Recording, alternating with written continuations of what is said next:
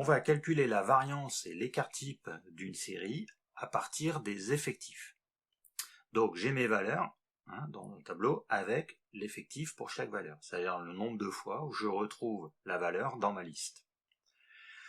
Pour calculer la variance, il me faut d'abord calculer la moyenne. Donc, si je calcule ici la moyenne de ma série, je trouve 0,6. S'il y a encore des problèmes pour calculer la moyenne, je vous invite à aller voir la vidéo qui calcule la moyenne à partir des effectifs. Maintenant, je vais calculer donc la variance. La variance, pour la calculer, il va falloir pour chaque valeur prendre l'écart entre la valeur et la moyenne, élevé au carré, additionner tous ces écarts et diviser par le nombre de valeurs. Donc, première valeur, moins 3. Si je cherche l'écart avec la moyenne, je fais moins 3, moins 0,6 au carré. Cette valeur moins 3, elle est représentée 4 fois. Donc, 4 fois. Je continue. Pour la valeur moins 1, donc représenter 5 fois, l'écart avec 0,6 au carré. 2 fois pour la valeur 1, écart avec 0,6 au carré.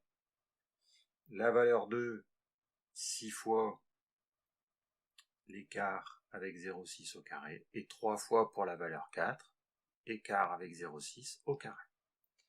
Tout ça divisé par le nombre de valeurs.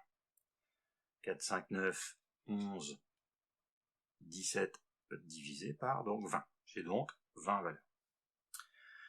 Je fais le calcul de cette valeur et je trouve 6,24.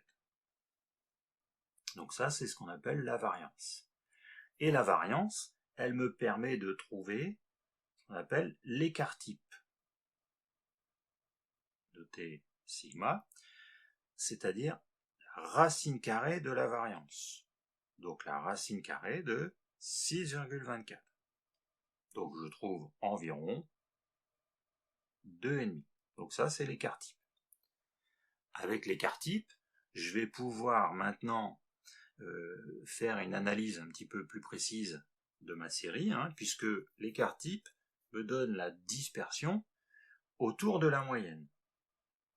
Plus l'écart type est élevé, plus les valeurs sont éloignées de la moyenne. Et plus c'est faible, plus les valeurs sont resserrées par rapport à la moyenne. Donc ça donne une indication.